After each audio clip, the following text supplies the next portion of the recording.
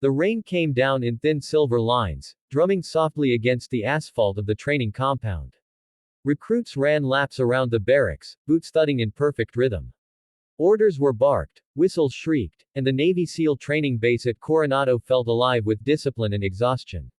Among the group of fresh faces pushing through the mud course was a woman, smaller in frame, quiet, and calm where others shouted and cursed. Her name on the roster was R. Hayes, and most assumed she was just another late recruit trying to prove herself in a man's world. She didn't correct them. "Move it, rookie." One of the trainees yelled as she slipped under a barbed wire fence, the mud smearing across her uniform. She gave no response, only a silent nod, crawling faster, breathing steady. To the other recruits, she was an enigma. No one knew where she came from, and she never joined the jokes in the mess hall. She listened more than she spoke, always watching, always calculating. By the third week, rumors had spread like wildfire. Some said she was related to an admiral. Others claimed she was an officer's daughter using connections to sneak into the program. But when one trainee tried to mock her during combat drills, he found himself flat on his back, face first in the dirt, before the instructor even noticed the scuffle. "She's got reflexes," the instructor muttered, narrowing his eyes. "Where'd you learn that, Hayes?" "Basic training, sir," she replied simply, though her tone carried a weight that didn't match her words. That night, while others slept, she sat awake in the dim barracks light, cleaning her gear with surgical precision. Her tags gleamed faintly in the dark, but if anyone looked closer, they'd notice something strange. The embossed letters were faded from years of use, not new like the others. The next morning, the base buzzed with tension.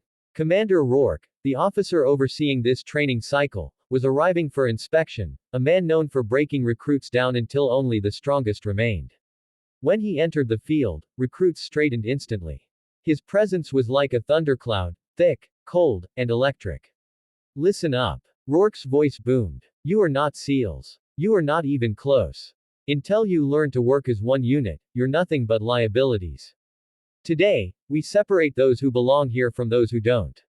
The recruits broke into squads for a timed exercise, a full tactical navigation through the forest, live fire drills, and survival scenarios.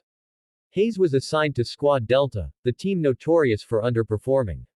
Halfway through the course, Delta was already falling apart. Two men argued over navigation, another lagged behind with a twisted ankle, and morale was crumbling fast. "Hayes, you got something to say." One of them snapped when she tried to redirect them. She paused, scanning the map, her expression unreadable. "You're heading the wrong way. We're circling the objective." "Oh, look at the recruit giving orders now," another scoffed. She said nothing, just adjusted her rifle and moved forward. Within minutes, gunfire echoed, simulated, but real enough to trigger panic. Hayes dropped low, signaling silently for cover. The others froze. "Move," she hissed, voice sharp now, trained. It wasn't a plea, it was an order. Something in her tone cut through their hesitation. They followed her lead as she maneuvered them through the trees with hand signals and perfect coordination. When one of the recruits stumbled under fire, she dragged him behind cover without breaking stride. By the time they reached the extraction point, they'd completed the mission faster than any other team that day.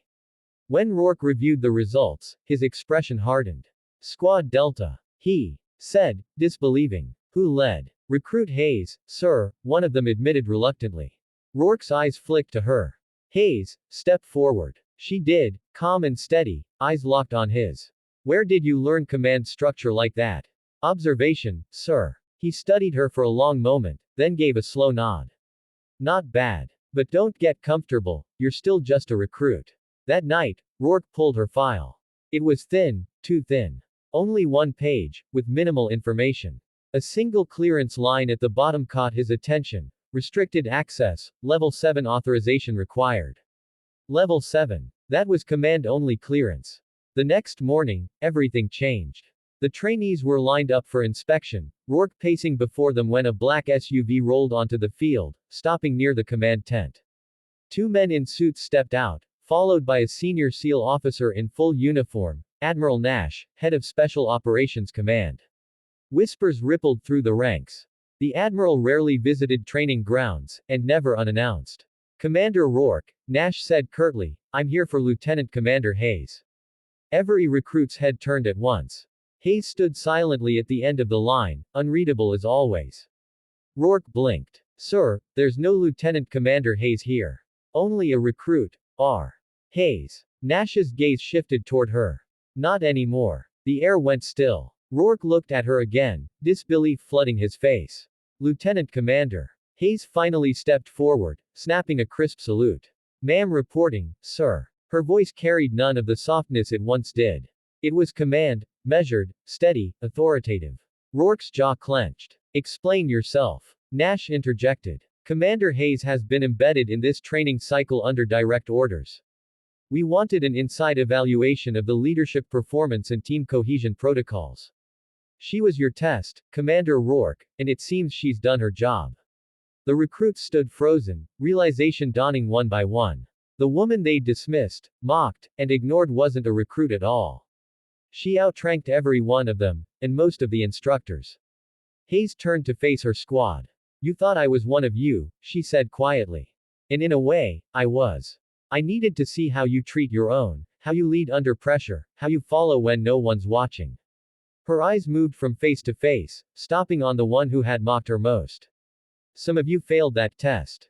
No one spoke. Then, with a faint half smile, she added, but others proved they belong here.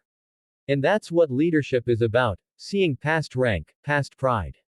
You're only as strong as the one next to you. Rourke exhaled slowly, finally saluting.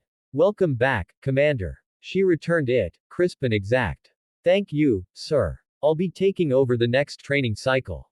When she walked off the line, boots splashing in shallow puddles, the recruits watched in awe. The same woman they'd called Rookie had just been revealed as their SEAL commander, the one who had led covert missions, carried brothers out of burning buildings, and trained legends they'd only read about. Later, in the mess hall, silence followed her wherever she went.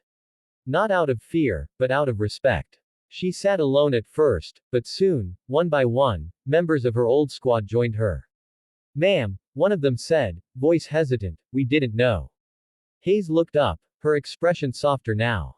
You weren't supposed to. Real leadership isn't about who salutes first. It's about earning it. Outside, the rain had stopped, leaving the field shining under the morning sun. The recruits stood taller now, more aware, more humbled. And somewhere on the edge of the base, a small flag stirred in the wind, its emblem glinting faintly. In gold, the trident of the United States Navy SEALs. Title: they believed she was just a recruit, until she revealed she was their SEAL commander. Description: she blended in as a rookie among the toughest trainees in the SEAL program, quiet, unassuming, and disciplined.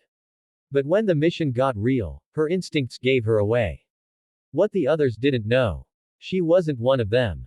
She was their commander, sent to test every single one of them.